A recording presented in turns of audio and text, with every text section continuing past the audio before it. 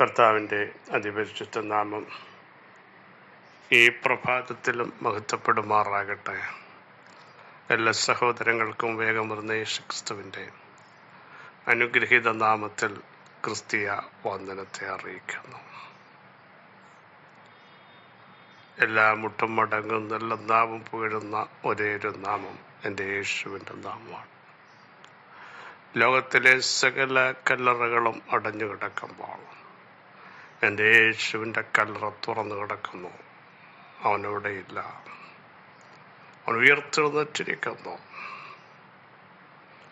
തനിക്കായി കാത്തു നിൽക്കുന്നവരുടെ പ്രത്യക്ഷതയ്ക്കായി വീണ്ടും എൻ്റെ കർത്താവ് മടങ്ങി വരാൻ പോകുകയാണ്. വിശ്വസിക്കുന്നവർ സ്തോത്രം ചെയ്യണം. വിശ്വസിക്കുന്നവർ ദൈവത്തെ ആരാധിക്കണം. ദൈവകൃപയുടെ ആഴങ്ങൾ വെളിപ്പെട്ടു വരാൻ നമുക്ക് ദൈവത്തോട് പ്രാർത്ഥിക്കാം. ഞാനാകുന്നു എന്ന് പറഞ്ഞ ദൈവം അധികാരമുള്ളവനാണ്. അബ്രഹാമിനോട് ദൈവം പറയുകയാണ്, അബ്രഹാമേ, ഞാൻ നിന്നെ കാണിപ്പാനിരിക്കുന്ന ദേശത്തേക്ക് പോകണം. താൻ കേട്ട ദൈവശബ്ദം, ആദ്യമായാണ് ശബ്ദം കേൾക്കുന്നത്. അങ്ങനെ ഒരു ശബ്ദം തനിക്ക് പരിചയമില്ല. പക്ഷേ ജീവനുള്ള ദൈവമാണ് തന്നോട് സംസാരിക്കുന്നതെന്ന് വ്യക്തമായി മനസ്സിലാക്കിയ അബ്രഹാം ആരോടും ചോദിക്കാതെ സ്റ്റെപ്പ് എടുത്തു. പരാജയപ്പെട്ടോ? നമ്മളാണെ അവിടെ ചെന്നാൽ എങ്ങനെ ജീവിക്കും, എവിടെ പോയി പാർക്കും, ആര് സംരക്ഷിക്കുമെന്നൊക്കെ ഒത്തിരി ചോദ്യങ്ങൾ ചോദിക്കുമ്പോൾ ദൈവത്തിൻ്റെ ശബ്ദത്തിന് വില കൊടുക്കാൻ തയ്യാറായാൽ, മൂവ് ചെയ്യാൻ തയ്യാറായാൽ, അടുത്ത സ്റ്റെപ്പിലേക്ക് നീങ്ങാൻ നിങ്ങൾക്കിടയായാൽ പ്രതീക്ഷിക്കാത്ത ദൈവപ്രവർത്തികൾ നടക്കും എന്നുള്ളതിന് സംശയമില്ല. സ്തോത്രം. വിശ്വസിക്കുന്നവർ സ്തോത്രം ചെയ്താട്ടെ. അബ്രഹാമിന് ദൈവം എന്തെങ്കിലും മുടക്കം വരുത്തിയോ? അടുത്തൊരു ഘട്ടം നോക്കൂ.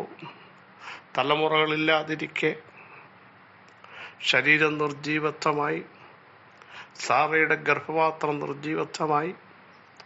അപ്പോൾ ദൈവത്തിൻ്റെ വാഗ്ദത്തം, നിനക്കൊരു മകനുണ്ടാകും.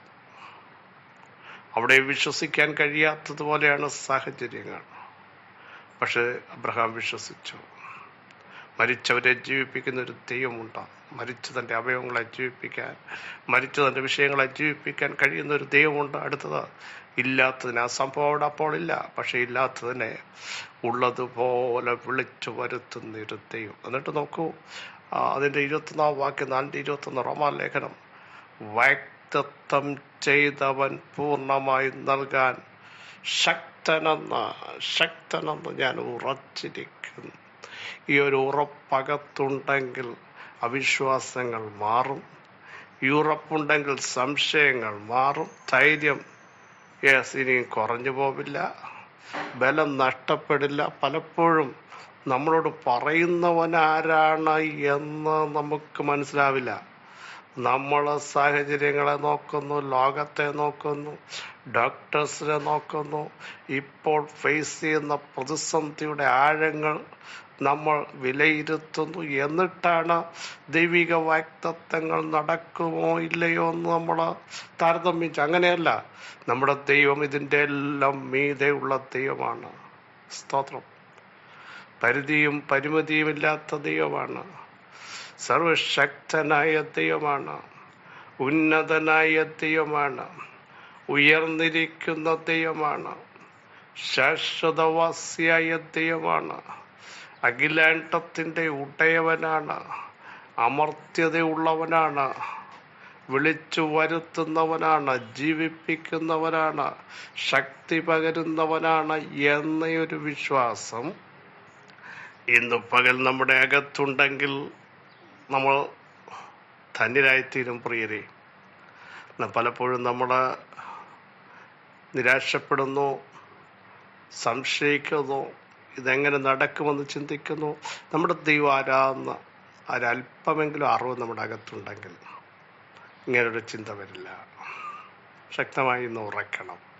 ആ ദൈവം, വാക്ക് പറഞ്ഞ ദൈവം, അത് നൽകാൻ ശക്തനാണ്.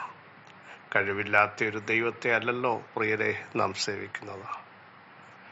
കേൾക്കാൻ പറ്റാത്ത ഒരു ദൈവത്തെ അല്ലല്ലോ, കാണുന്ന ഒരു ദൈവം, അറിയുന്ന ഒരു ദൈവം, നടത്തുന്ന ഒരു ദൈവം ഇന്നും നമ്മോട് കൂടെ ഉണ്ടാവും.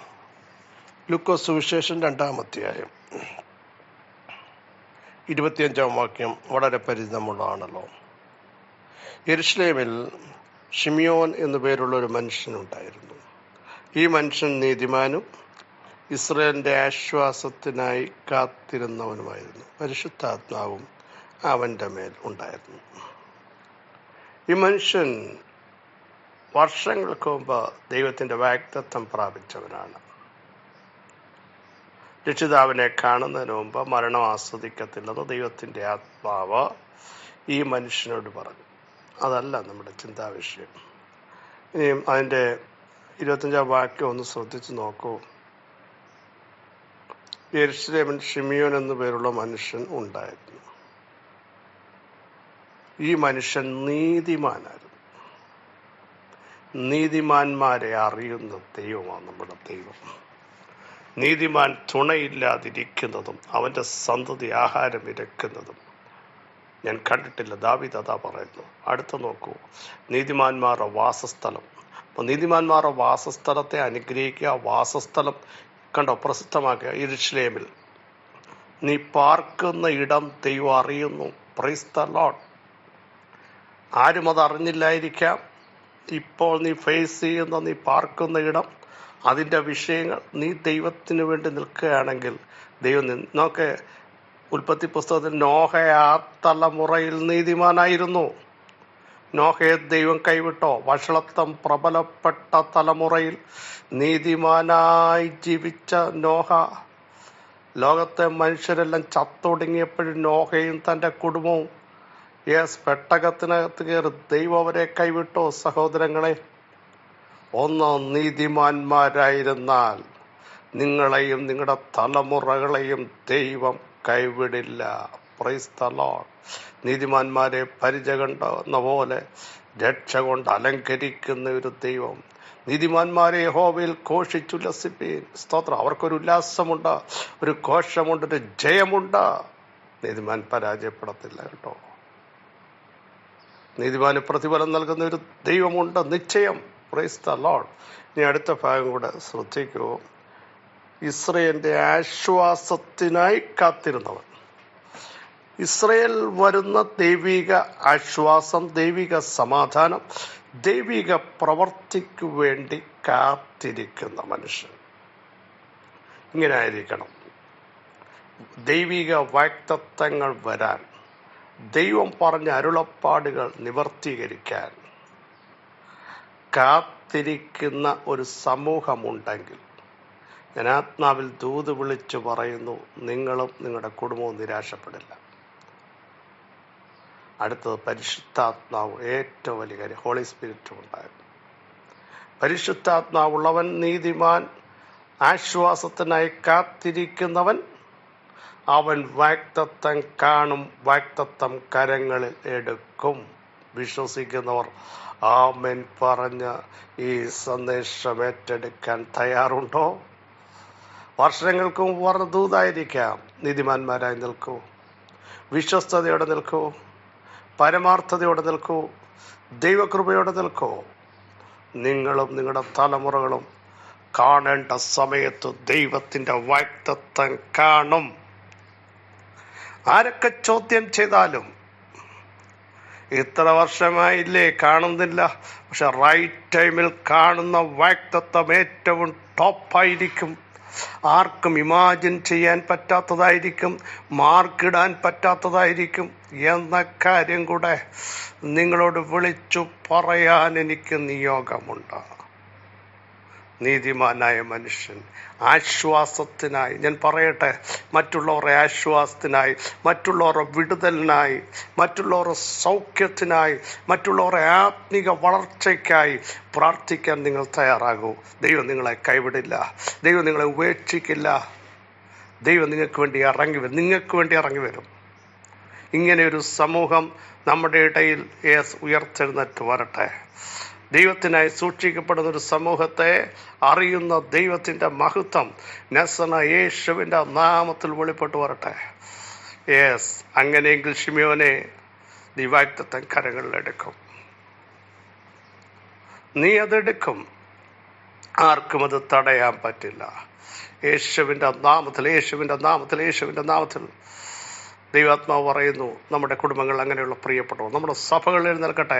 നീതിമാന്മാരായ പരിശുദ്ധാത്മ അഭിഷേകമുള്ള ആത്മശക്തിയോടെ ജീവിക്കുന്ന, ദൈവിക പ്രവൃത്തിക്ക് വേണ്ടി വെയിറ്റ് ചെയ്യുന്ന, മറ്റുള്ളവരുടെ ആശ്വാസത്തിന് വേണ്ടി പ്രാർത്ഥിക്കുന്ന, മറ്റുള്ളവരെ ആശ്വസിപ്പിക്കുന്ന, കൈത്താങ്ങൽ നൽകുന്ന, വാക്കുകൊണ്ട് അവരെ ശക്തരാക്കുന്ന ഒരു സമൂഹമാക്കി നമുക്ക് മാറാൻ പ്രാർത്ഥിക്കാം. അങ്ങനെയുള്ളവർ പരാജയപ്പെടില്ല. അവരുടെ പേര് ചൊല്ലി വിളിക്കുന്ന, അവരെ അറിയുന്ന ഒരു ദൈവമുണ്ട്.